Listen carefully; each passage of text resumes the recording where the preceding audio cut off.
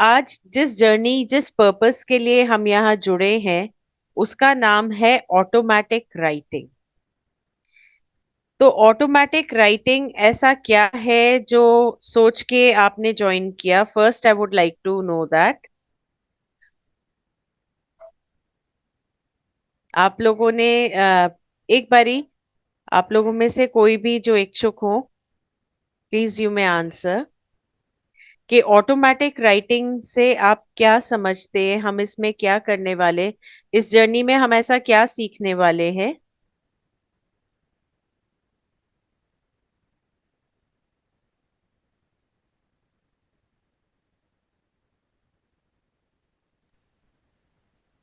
यहाँ पे हम भाई जो भगवान से हमको क्वेश्चन आंसर चाहिए। जैसे रावण है तो रावण के जीवन की कहानी की राम की सीता हरण किया तब भी उन्होंने पूजा रखी तो रावण वहां पे आके उन्होंने पूजा की और उनका हल निकाला। तो ऐसे महात्मा से हम हमें भाई बात करनी है, उससे क्वेश्चन आंसर पूछने हैं। हमारे जीवन में कोई अचानक चला जाता है तो भाई उनसे जब बातें करते तो अपने जीवन का भी हल निकलता है और उनके जीवन का भी पर्पस पता चलता है। हाँ जी, बिल्कुल सही तेजस्विनी जी। और ऐसे ही चरोतर जी ने आंसर दिया है कि कुछ ऐसे सवाल होते हैं जिनके जवाब ढूंढने के लिए हमें लगता है कि मनुष्य के लिए एक आम मनुष्य हमारी प्रॉब्लम को किस हद तक समझ पाएगा, किस हद तक उसके जवाब सही दे पाएगा। तो इसलिए हम लोग क्या करते हैं, हम हायर एनर्जीज या डिवाइन एनर्जीज या अपने हायर सेल्फ से कनेक्ट करते हैं।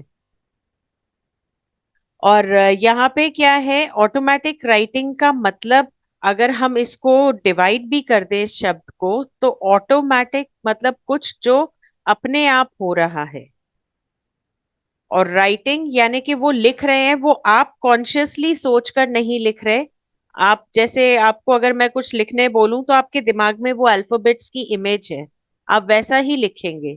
लेकिन अगर यही आप सोचे कि आपके कंट्रोल में नहीं है, आप कुछ सोच कर नहीं लिख रहे हैं और ऑटोमेटिकली आपका हाथ चल रहा है, कई बारी कुछ इमेजेस बन रही हैं, कुछ लाइंस बन रही हैं, कुछ पैटर्न्स बन रहे हैं, तो इस प्रकार की जो राइटिंग होती है उसे हम ऑटोमेटिक राइटिंग कहते हैं।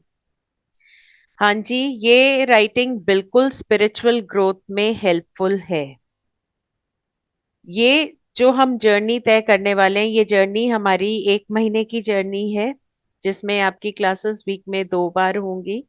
इस जर्नी में हम मेडिटेशन के मेथड से अपने वाइब्रेशंस को भी रेज करेंगे और अपने आप से जुड़े हुए सवालों के जवाब ढूंढेंगे, हायर एनर्जी से कनेक्ट करेंगे।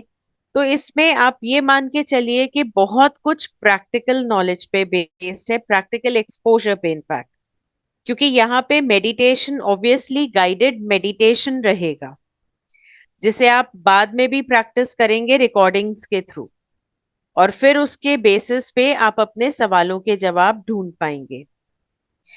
तो इसमें हम जब कनेक्ट करते हैं, हम ऑलरेडी एक सेक्रेट स्पेस बनाते हैं जिसके थ्रू हम कनेक्ट करते हैं अपनी हायर एनर्जी से या डिवाइन एनर्जी से।